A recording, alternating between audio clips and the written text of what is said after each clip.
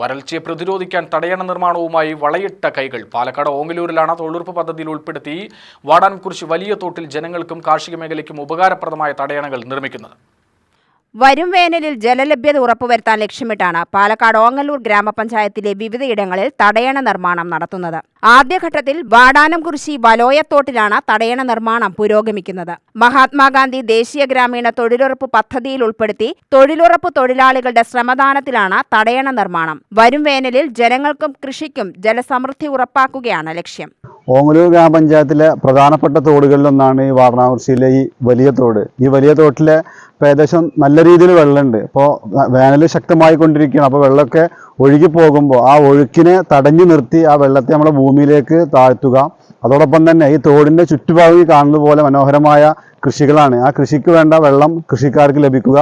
അതുപോലെ തൊട്ടടുത്തുള്ള പച്ചക്കറി കൃഷിക്ക് വെള്ളം ലഭിക്കുക.